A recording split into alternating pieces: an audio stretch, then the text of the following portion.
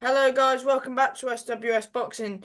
Um, and today I'm interviewing Tommy McCarthy. He is 20 wins, 5 defeats with 10 knockouts, and he's back out 27th of January at the Ulster Hall in Belfast v Chev Clarke. And yes, how are you, mate?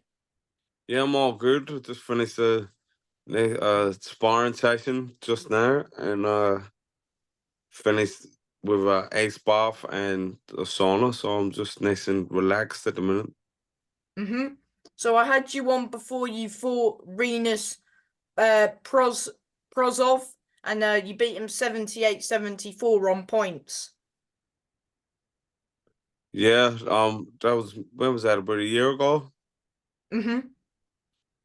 Yeah, so yeah, I had that fight. To be honest, I wasn't really in the right frame of mind for that fight. I just took it just to keep busy, just to stay active, and then after that fight, I I never boxed then for maybe 14 months. Mm-hmm. Yeah, because and then you fought Michael Silaksi for the European for the European cruiserweight title in Poland. Yeah. So I after that fight, the one that you spoke of first of all.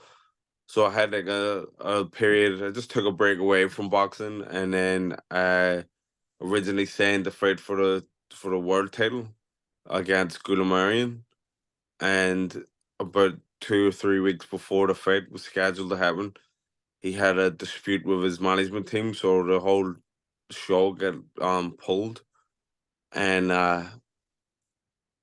then out of nowhere, I got the offer to fight for the European title, so I took it, went to Poland. Things didn't go my way, but it was a great fight, a great event, and then uh, at Christmas time, Matchroom came across with the offer to fight Chev Clarke, so uh, you have to take the opportunities when they come. Mm-hmm. Talk about that fight in Poland. I mean, going into the Lions Den. Yeah, it was a good fight. It came with late notice. Uh, but like I say, when opportunities come, you have to go for it. So I got maybe 4 or 5 weeks notice. I went over there. Brilliant event. The promotional company was really welcoming. Everything was nice, and we had a good fight. I was boxing well. And unfortunately, the corner threw the towel in round 7. eight, round seven. Um, I was a bit disappointed with that, but you know, uh, these things happen. So Do you believe you were up on the card? no, it wasn't up in the cards, but it was a good competitive fight. And I was doing my thing. And uh I got caught with a left hook, so I took a knee, and then the corner, when I got up after taking the account, uh says that come no, try to sustain an attack, but I was defending, but the corner, uh he didn't want to see me getting hurt, and he threw the towel in. But that's sporting. Mm-hmm. But you're back with another big opportunity against Chev Clarke on the Matchroom show. Mm-hmm. So it's great to get another big fight straight away, especially coming off the back of a loss. And Chev Clarke is a good up and coming fighter. He turned pro late, so I think we're the same age, but he has very little pro experience. So it's a great fight for me in my home city, Mm-hmm. and I'm ready for it. We've had again, it's a late notice one, but I've had a tremendous camp up to now, and I'm feeling good, feeling confident. Mm-hmm. So how did training go earlier? Did it go well? Yeah, everything's went. I'm training really well. I've got a new setup. Um, Two of my best friends are training me, Paddy Gallagher and Mark Ginley, two ex pros, and we're just ticking all the boxes. It's a happy and I would say the best camp I've been involved in since I turned professional. Hmm.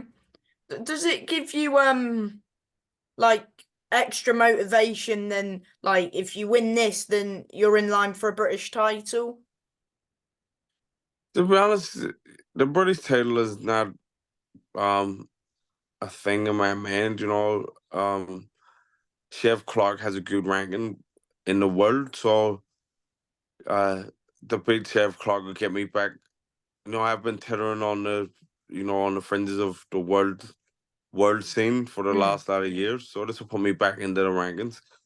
But really, the fight that I would love after this is Jake Paul. Eddie Hearn spoke about Jake Paul fighting Chev Clarke, so I'll be interested in that.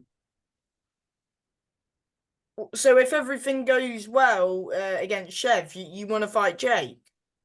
Yeah, definitely. Because whether fight fans want to accept it or not, Jake Paul's the biggest name in boxing now, in cruiserweight boxing. Um, so you want the big names and the big nets. Doesn't get bigger than Jake Paul, does it? What's but if you win this, surely that you would try and like want like a rematch with Silsa or Isaac Chamberlain or somebody like that. You know what I mean?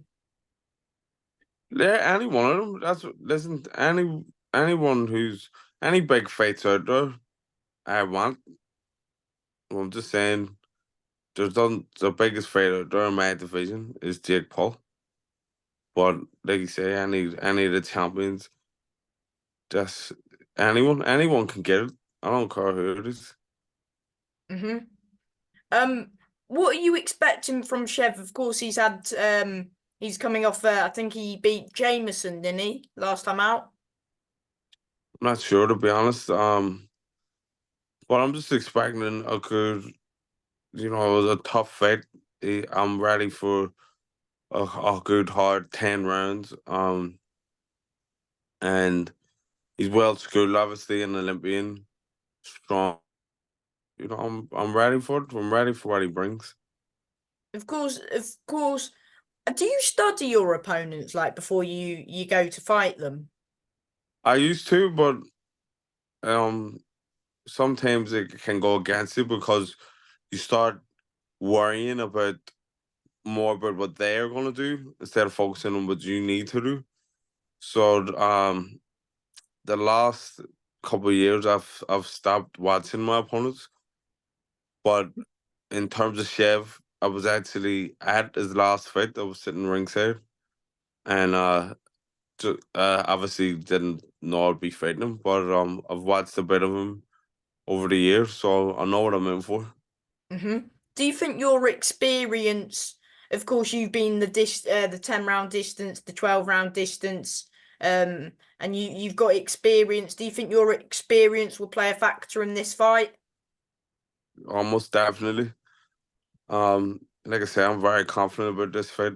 Um, I feel that their team think well, they're trying to fast track because he turned pro late, Hmm. which obviously is what he needs to do, but um, they're taking a gamble by taking a fight against me, but they obviously think the time's right to get me, especially coming off that last loss. But like I say, I'm having a great camp. I'm in great shape. I'm ready for it. Do you think you're a step too far for Chev?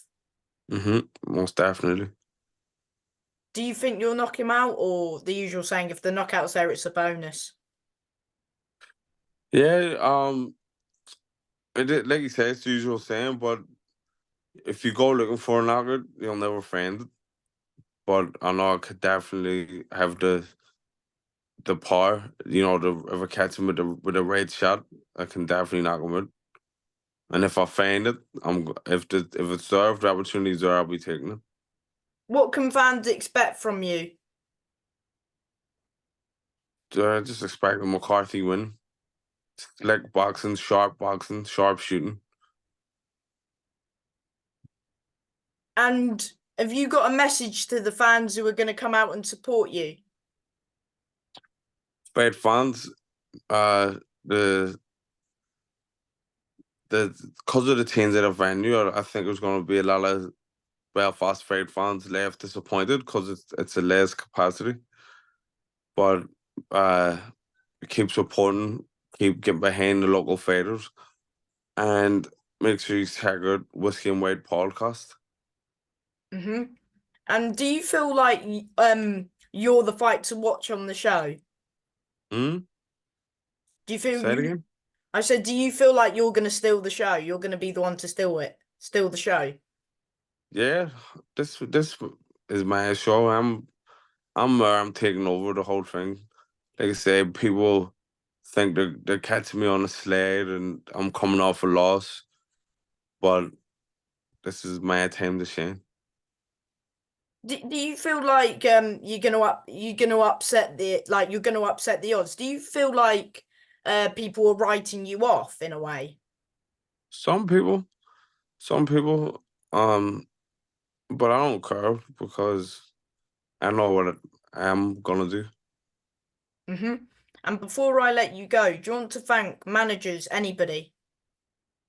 Yeah, sure. I'm my manager, Mark Dunlap, best manager in the world, and sure, massive thanks to my sponsors, EJC Contracts, Forge, Irish Stud, the Pizza Guys, Northern Property, and Doyle Security.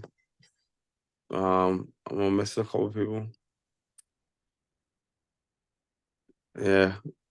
If I missed anyone, I'm sorry, but sure that my sponsors were all getting behind me. And yeah, that's it. And from me, mate, thank you for your time as always, and go smash it. Yes, thanks very much, bro. I'll see you later. All the best, mate. Yeah, Bye. thank you. Bye bye.